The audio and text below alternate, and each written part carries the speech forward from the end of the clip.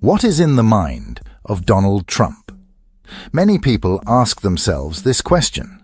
Some ask it with curiosity, some with anger, others with genuine confusion. And many ask it because they sense a contradiction between the man they see on the screen and the scale of the consequences that follow his actions. Before we try to answer what is in his mind, it is worth asking a deeper question, one that is rarely asked in public. Is the mind we see the mind that decides? In the modern world, we are taught to believe that leaders are authors of history, that they weigh decisions privately, guided by conscience, intelligence, and personal belief. This image gives comfort. It implies responsibility. It implies control. But modern power does not operate through solitary minds. It operates through systems, incentives, and quiet pressures that shape behavior long before a decision ever reaches the public. Donald Trump did not emerge from nowhere. He emerged at a very specific moment in American history, one defined by exhaustion. Economic inequality had reached historic levels. Institutions were losing legitimacy. Cultural cohesion was breaking down. America's position as an uncontested global power was no longer secure. Internally, trust was collapsing. Externally, rivals were rising. Systems under stress do not select for empathy. They do not select for caution. They select for force, for visibility, for figures capable of absorbing chaos without collapsing. In biology, psychology, and history, this pattern repeats again and again. Donald Trump's psychology fits that selection pressure almost perfectly. At the surface level, Trump appears impulsive, confrontational, even reckless. He interrupts norms. He disregards decorum.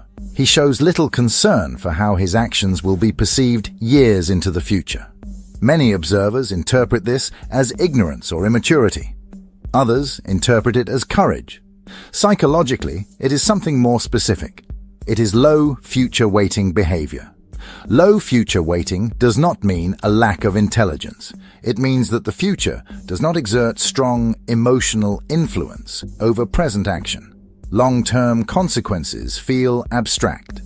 Immediate leverage feels real. This is common in high-risk environments, aging power figures, and late-stage systems where the future already feels compromised. When people say Trump is not afraid, they are often sensing this. Fear is closely tied to future consequence. When the future feels either protected or irrelevant, fear weakens. Decisions become blunt. Empathy becomes optional. But Trump is not acting in isolation. This is where most public discussions stop and where real understanding begins. Presidents are not sovereign actors. They are interfaces. They sit at the intersection of donor networks, party survival mechanisms, legal constraints, military interests, media economics, and geopolitical alliances. What appears as personal choice is often the visible outcome of invisible negotiations. Trump's mind, therefore, is not simply occupied by personal beliefs. It is occupied by obligations. Obligations to political financiers. Obligations to party power structures. Obligations to strategic alliances. Obligations to legal survival. Obligations to maintaining relevance in a media system that rewards outrage and punishes silence. This does not require secret meetings or dramatic conspiracies. It is the normal functioning of power in advanced systems. Influence rarely announces itself. It nudges, rewards, withholds, and pressures quietly. Donald Trump's psychological profile is particularly compatible with this environment. He is transactional by nature. He understands relationships in terms of loyalty, exchange, and leverage. Moral universals play a smaller role. What matters is who stands with him, who benefits him, and who threatens his position. This makes him highly predictable to those who understand influence, and deeply unsettling to those who expect principled restraint. When people notice strong alignment between Trump's administration and the strategic interests of Israel, such as the recognition of contested territories, unusually unconditional diplomatic backing, or symbolic gestures that carry enormous regional consequences, these decisions are often framed emotionally by the public. Supporters see loyalty. Critics see submission. From an intelligence perspective, it is neither. It is transactional alignment. Major political donors and strategic allies do not operate on faith or ideology alone. They operate on expectation. Access is rewarded. Alignment is reinforced. Symbolic decisions often function as signals to allies, to adversaries, and to financial backers that obligations are being honored. Trump's psychology is well suited to this mode of operation. He does not experience discomfort in transactional relationships. He does not require internal moral harmony to act. This allows decisions to be executed cleanly, even when their human cost is high. This is where empathy becomes relevant. Empathy is not a fixed trait. It is a regulatory function. It slows action. It forces consideration of others. In systems moving toward extraction rather than cooperation, empathy becomes inefficient. Over time, it is reduced, not through ideology, but through necessity. Make America Great Again is often understood as nostalgia. Psychologically, it functions more like threat management. It is an unspoken admission that greatness has already been lost, or is believed to be. Decline activates a different mental framework. Cooperation gives way to dominance. Mutual benefit gives way to zero-sum logic. In this framework, harm inflicted externally is reframed as survival internally. This pattern is not unique to America. The British Empire followed it. The Roman Empire followed it. Late-stage powers apply pressure outward to delay collapse inward. Sanctions replace diplomacy. Proxy conflicts replace negotiation. Civilian suffering becomes an acceptable side effect. Trump does not invent this psychology. He expresses it. This is why violence, both symbolic and literal, appears to increase around his leadership. Not because he seeks cruelty for its own sake, but because the system rewards decisiveness without hesitation. Hesitation looks like weakness. Empathy looks like delay.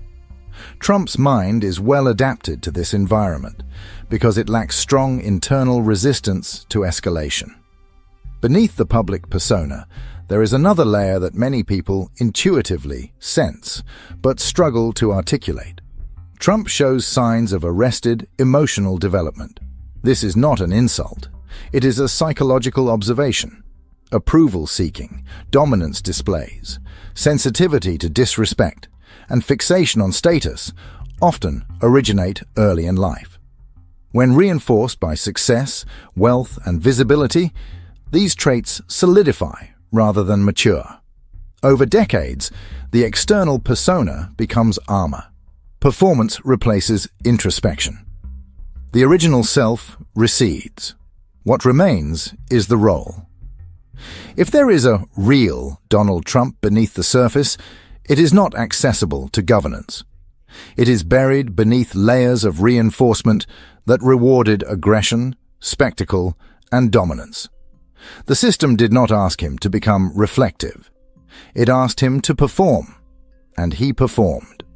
This is why Trump often appears less like a man and more like a function. A global figure, a recognizable symbol, a lightning rod for attention, loyalty, hatred, and fear. In many ways, he operates like a global celebrity, absorbing projection from millions of people who see in him whatever they already believe. That projection is useful. It distracts. It polarizes. It concentrates attention. While the world argues about Trump, deeper structural forces continue operating with little scrutiny. This is not accidental. It is efficient. When people say Trump feels like a chess piece, They are touching on something real, but incomplete. He is not moved by a single hidden hand. He is moved by a field of incentives, pressures, rewards, and constraints that shape behavior without explicit command. This is why his decisions can feel disconnected from human cost. Responsibility is diffused. Accountability is abstract. Consequence is delayed or redirected. In such an environment, moral weight becomes lighter. Is Trump spiritual? In any traditional sense, no. His relationship to religion appears instrumental rather than devotional. Faith functions as identity signaling, alliance reinforcement, and cultural positioning. This is not unusual among power figures. Belief becomes a tool, not a guide. This does not require cynicism. It requires alignment. Trump's psychology is not driven by transcendence. It is driven by survival, dominance, and recognition. That makes him effective in unstable systems and dangerous in interconnected ones. What unsettles many observers is not simply what Trump does, but how easily he does it.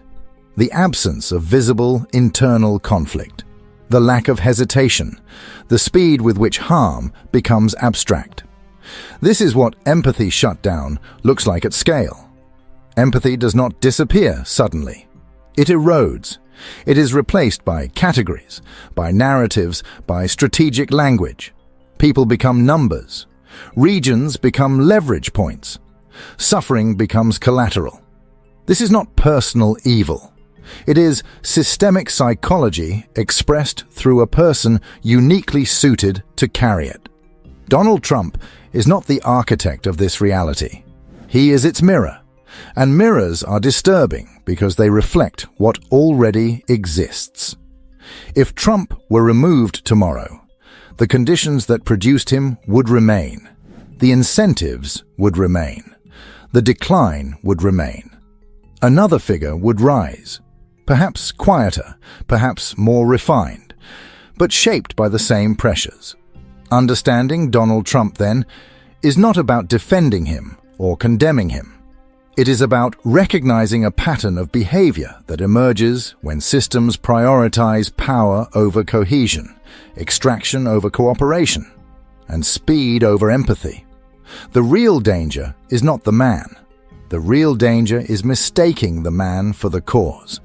Because as long as the system rewards the psychology he embodies, that psychology will continue to surface again and again, wearing different faces, speaking different words, but driven by the same internal logic. That is what is in the mind of Donald Trump. And more importantly, that is what is in the mind of a world that made him possible. By the way, don't forget to hit like and subscribe button. Also, write us in the comments what you think about Donald Trump. We'd love to hear your thoughts. Until next time.